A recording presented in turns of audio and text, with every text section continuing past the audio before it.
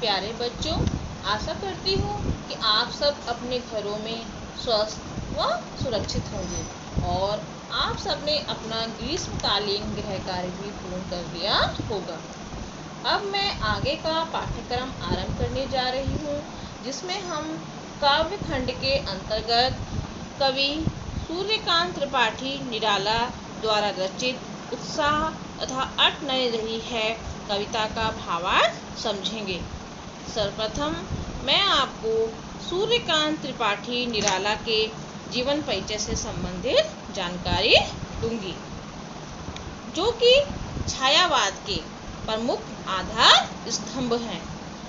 सूर्यकांत त्रिपाठी निराला का जन्म सन 1899 ईस्वी में बंगाल के महिसादल में हुआ।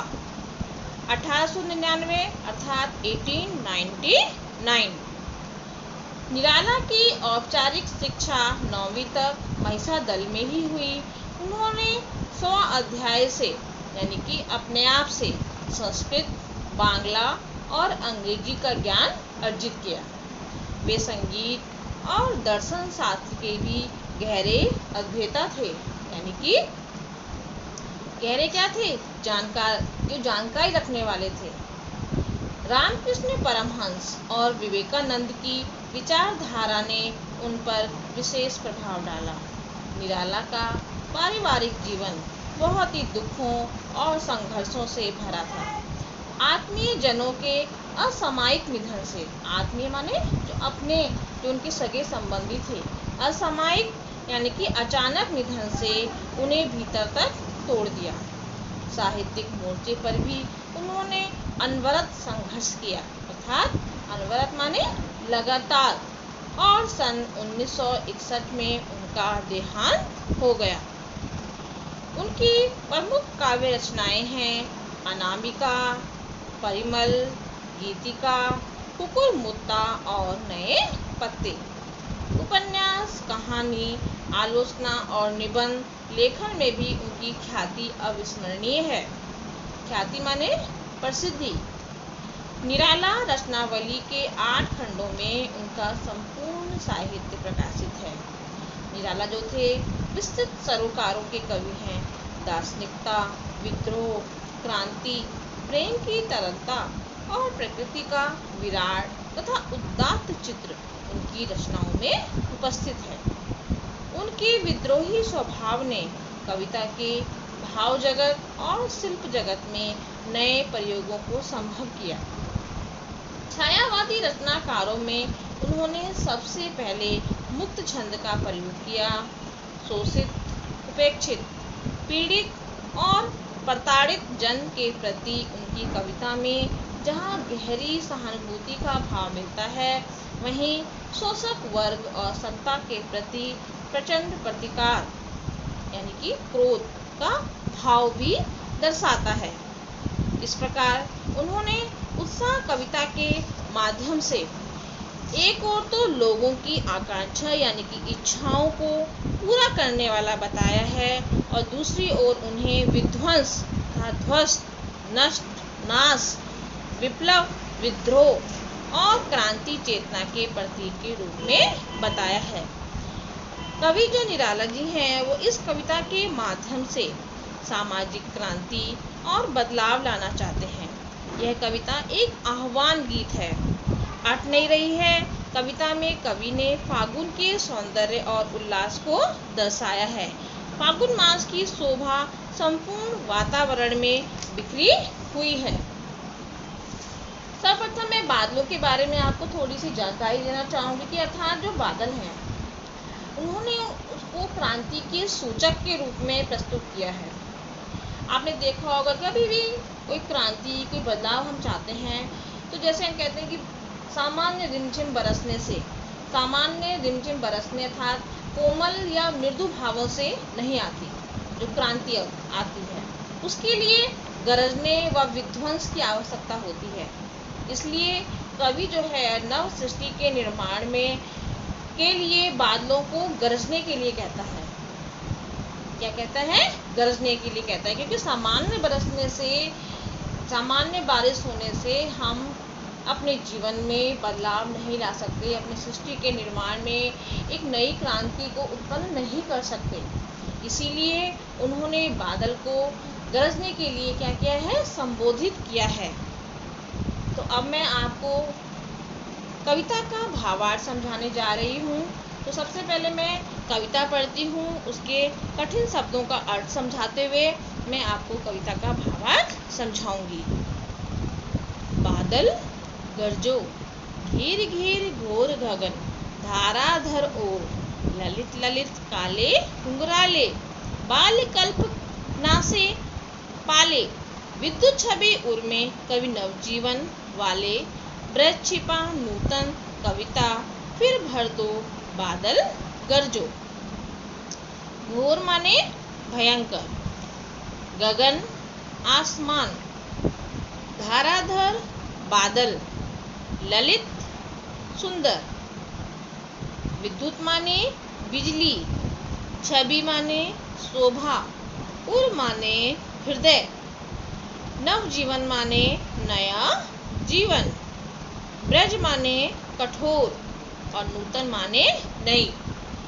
अर्थात निराला इसे नवजीवन और नूतन कविता के संदर्भों में देखते हैं। तो कवि जो है बादलों को संबोधित करते हुए कहते हैं कि लोगों के मन को सुख से भर देने वाले बादलों, आकाश को घेर घेर कर तुम खूब गरजो। तुम्हारे सुंदर बाल काले और घुंघराले हैं। ललित ललित काले घुंघराले अर्थात तुम्हारे जो सुंदर बाल हैं वो क्या है, काले हैं और घुंघराले हैं। बाल कल्प नासके से पाले, वे कल्पना के विस्तार के समान क्या है, घने हैं, जिसकी कल्पना भी नहीं की जा सकती। अर्थात काले एवं सघन जो बादल हैं वो अत्यंत दूर दूर तक पूरे आकाश में फैले हुए हैं। कवि निराला बादलों को कवि के रूप में व्याख्या करते हुए कहते हैं कि तुम्हारे हृदय में बिजली की चमक है, यानी जब बहुत तेज आंधी चलती है, बादल गरजते हैं तो बिजली क्या होती है, कड़कती है, जो हमारे अंदर एक बदलाव उत्पन्न करती है, हमारे अंदर एक क्रांति उत्पन्न करती है। तो कवि कहते हैं कि आपके हृदय में जो बिजली की क्या है, चमक है। जैसे बादल वर्षा करके सभी को नया जीवन प्रदान करते हैं, पीड़ित प्यासे जन की आकांक्षा को पूरा करते हैं, उसी प्रकार कवि अर्थात तुम भी संसार को एक नया जीवन देने वाले हो। जिस प्रकार बादलों में ब्रज छिपा है, उसी प्रकार कवि भी अपनी नई कविता में अथवा भावनाओं में ब्रज छिपाकर एक नवीन सृष्टि का निर्माण करना चाहता है। इसलिए वो कहता है कि तुम समूचे संसार को जोश से भर दो, तुम पूरे समाज में एक ऐसी क्रांति उत्पन्न करो। इसलिए वो बादल को बार बार गरजने के लिए कहता है। विकल विकल उन्मन थे उन्मन, विश्व के निधाग के सकल जन, आए अज्ञात दिशा से अनंत के घन, तप्त धरा जल से फिर शीतल कर दो बादल गरजो। विकल माने बेचैन, उन्मन माने उदास, निदाहक माने गर्मी, सकल माने सारे, अज्ञात माने अनजान, अनंत माने आकाश, तप्त माने जलती, धरा माने पृथ्वी। अब कवि कहते हैं कि चारों ओर समाज में पूरे विश्व में क्या था, पूरी बेचैनी व्याप्त थी। लोगों के मन क्या थे, दुखी थे, उदास थे। इसलिए वे बादलों को कहते हैं कि लोगों के मन को सुख से भर देने वाले बादलों, आकाश को घेर घेर कर गरजो। यानी कि जो संसार के जो सभी प्राणी हैं, जो भयंकर गर्मी के कारण क्या है, बेचैन हैं और व्याकुल हैं और उदास हो रहे हैं, आकाश की अनजान दिशा से आए हुए घने बादलों, तुम बरसकर इस गर्मी से तपती धरती को फिर से ठंडा करके लोगों को क्या कर दो, सुखी कर दो। यानी कि जीवन में लोगों के जीवन में आशा, उत्साह तथा नई चेतना का संचार कर दो। बादलों के बरसने से क्या होता है कि संपूर्ण सृष्टि क्या हो जाती है, उत्साहित और आनंदित हो जाती है। इस प्रकार कवि ने बादलों को निम्नलिखित अर्थों की ओर संकेत करने का प्रयास किया है कि बादल जो है एक तो पीड़ित प्यासे जन की आकांक्षा को पूरा करने वाले हैं। दूसरा, मनुष्य जीवन में क्रांति लाने की ओर संकेत कौन करते हैं, बादल। बादल ही इन्होंने एक ऐसे अपने लिए एक उदाहरण प्रस्तुत किया है कि जिसके द्वारा मनुष्य जीवन में क्रांति ला सकता है। तीसरा संकेत है कि मनुष्य में उत्साह का भाव का संचार करके उसे संघर्ष के लिए प्रेरित कर जीवन में नवीनता एवं परिवर्तन लाने का संकेत दिया है। धन्यवाद।